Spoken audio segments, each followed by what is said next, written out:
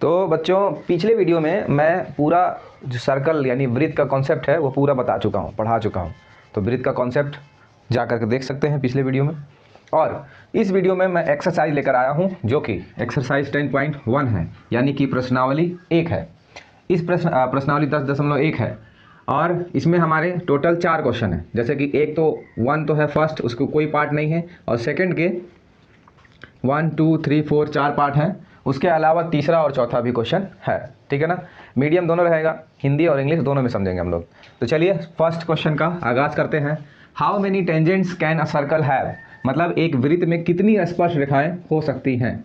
स्पर्श रेखा होती क्या है समझेंगे पहले, फिर से एक बार, क्योंकि पहले भी समझा चुका हूँ, एक बार फिर से समझाता हूँ।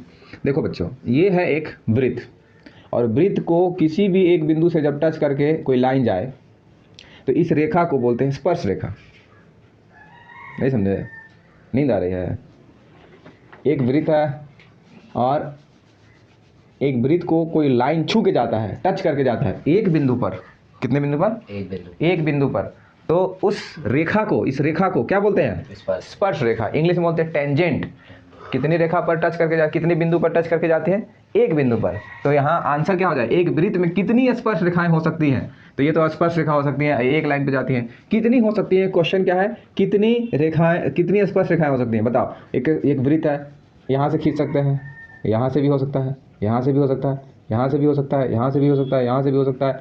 ऐसे अनेकों स्पर्श रेखाएं खींची जा सकती हैं। तो कोई इसका एक डेफिनेट आंसर नहीं है, तो इसलिए आंसर क्या होगा? इन्फिनिट। क्या?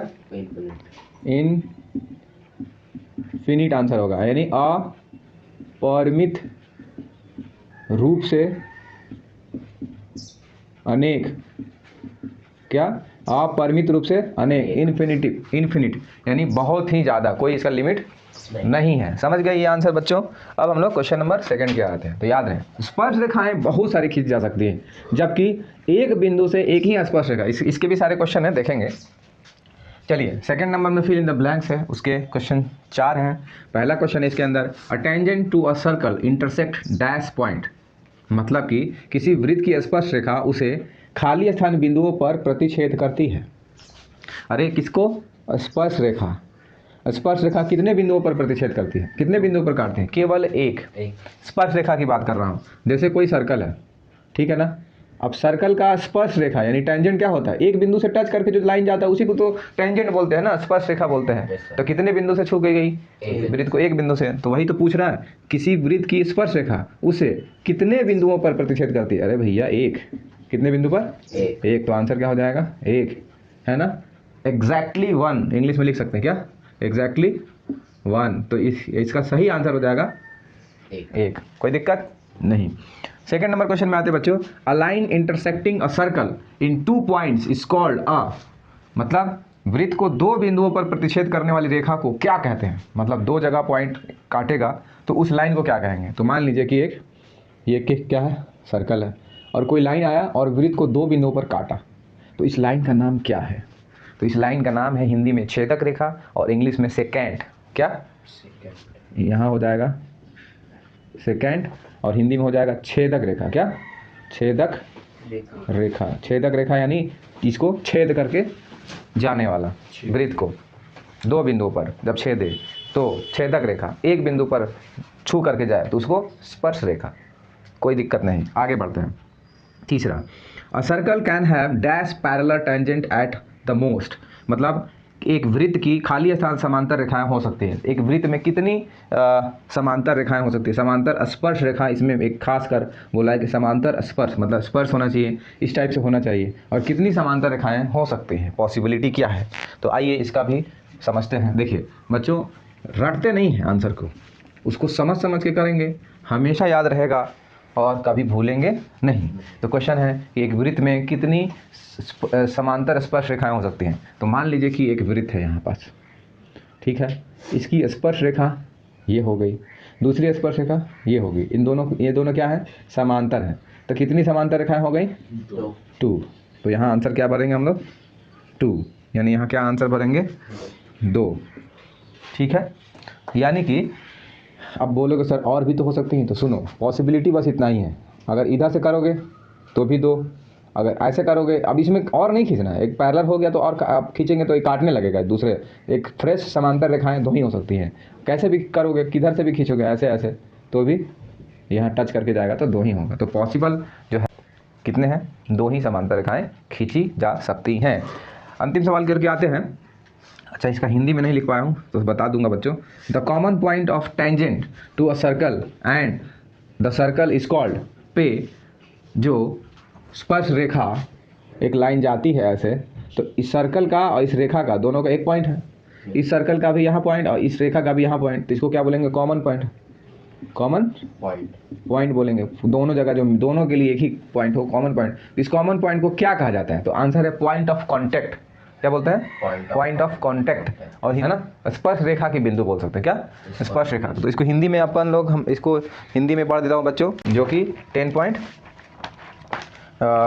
एक्सरसाइज 10 पॉइंट देखिए, वृत्त तथा उसकी स्पर्श रेखा की उभयनिष्ठ बिंदु को क्या कहते हैं, तो आंसर है स्पर्श रेखा की बिंदु। क्या, स्पर्श रेखा की बिंदु। तो यहाँ पास आंसर लिख लेते हैं, स्पर्श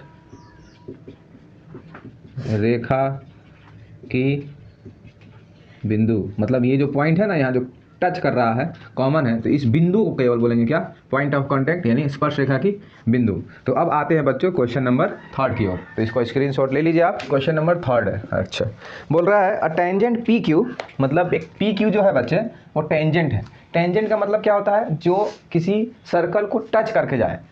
स्पर्श रेखा क्या होता है, जो किसी वृत्त को टच करके जाए। तो टच करके यहाँ से गया। अभी ये ऐसे इतना पढ़ने से डायग्राम नहीं बन जाता है, बन गया तो बता रहा हूँ। A tangent P Q at point P of the circle of radius 5 centimetre. एक ऐसा पी क्यू टेंजेंट है जो कि पी है उसका पॉइंट, जो कि पॉइंट ऑफ कॉन्टैक्ट पर है। द सर्कल और टेंजेंट दोनों का जो पॉइंट ऑफ कॉन्टैक्ट है, यानी कि वृत्त और स्पर्श रेखा दोनों का पॉइंट ऑफ कॉन्टैक्ट क्या मेंशन कर रहा है, पी है, पी है, ठीक है ना। बोल रहा है अब 5 सेंटीमीटर क्या है, वृत्त की त्रिज्या है, यानी रेडियस है, ठीक है ना। Through the centre O at a point Q so that O Q is equal 12 centimetre. बोल रहा है कि सेंटर उसका जो सर्कल है उसका सेंटर ओ है, और जो टेंजेंट है पी क्यू, तो ओ क्यू इस तरह से है जो कि उसका लेंथ कितना हो जा रहा है, 12 सेंटीमीटर हो जा रहा है, 12 सेंटीमीटर हो जा रहा है। तो बताना है हम लोगों को length of P Q is, मतलब हम लोगों को पी क्यू का लेंथ पता करना है, क्या होगा पी क्यू, मतलब ये पता करना है। तो ठीक है, हिंदी में भी देख लेते हैं इसको एक बार, है ना। चलिए, बोल रहा है कि 5 सेंटीमीटर त्रिज्या वाले एक वृत्त के बिंदु P पर स्पर्श रेखा PQ के केंद्र O से जाने वाली रेखा से बिंदु Q पर इस प्रकार मिलती है कि OQ बराबर 12 सेंटीमीटर। तो PQ की लंबाई बताएं। बस वही कहानी है कि एक वृत्त में स्पर्श रेखा बिंदु P से होके जाती है और सेंटर से, यानी वृत्त के केंद्र से, जो कि उसकी त्रिज्या 5 सेंटीमीटर है ना। तो O से Q तक जो है वो 12 सेंटीमीटर है। तो PQ की लंबाई बतानी है। तो चलो कैसे करेंगे बच्चों, देखो एक कॉन्सेप्ट बताया था कि जब भी एक सर्कल हो और उसका स्पर्श रेखा हो और उसकी त्रिज्या उसी पर खींच दिया जाए, तो यहाँ हमेशा कितना डिग्री का कोण बनता है, 90 डिग्री का कोण, 90 डिग्री का कोण, राइट एंगल बनता है। तो यहाँ पास कितना बनेगा बच्चों, यहाँ कितना बनेगा, 90 डिग्री बनेगा। और एक बात क्लियर कर लो कि जब भी किसी ट्रायंगल में एक एंगल 90 डिग्री बने, एक कोण 90 डिग्री बने, तो वो अब ट्रायंगल जो होता है वो राइट एंगल ट्रायंगल हो जाता है, यानी कि समकोण त्रिभुज हो जाता है। क्या हो जाता है, समकोण त्रिभुज वो बन जाता है। ये समकोण त्रिभुज में 90 डिग्री के सामने वाला जो एंगल साइड होता है वो कर्ण होता है। ये 90 डिग्री के सामने वाला जो है ये क्या हो जाएगा, कर्ण हो जाएगा, जिसको हम लोग बोलते हैं हाइपोटेनस। समझ में आया, तो कर्ण है। और ये क्या हो जाएगा, तो ये हम इसको लंब मान के चलते हैं। क्या, इसको लंब यानी पोल या परपेंडिकुलर साइड, और बाकी बचा हुआ साइड को क्या मानेंगे, आधार यानी कि बेस। क्लियर है इतना। हम लोगों के पास कर्ण है यानी हाइपोटेनस है, लंब है यानी परपेंडिकुलर है, और निकालना है आधार। तो आओ लगाते हैं पाइथागोरस थ्योरम। तो सब बच्चा को पता है, क्लास 10th वालों को, कि कर्ण स्क्वायर बराबर क्या होता है, आधार का स्क्वायर प्लस लंब का स्क्वायर होता है ना बच्चों, लंब का स्क्वायर। अब बताओ, यानी hypotenuse square is equal B square plus P square. हमारे पास क्या कर्ण यानी एच दिया है, कितना दिया है, 12 सर रख दिए। और बी दिया है नहीं, बी को क्या हम लोगों को पता करना है, क्या पता करना है। और पी कितना दिया है, मतलब परपेंडिकुलर 5 सेंटीमीटर, तो रख दिए। तो 12 का स्क्वायर मालूम है कितना होता है 144, पी क्यू स्क्वायर को ऐसे छोड़ दिए, 5 का स्क्वायर 25 हो जाएगा, 25 को हम लाएंगे इस तरफ, तो 144 में 25 माइनस हो जाएगा, है ना।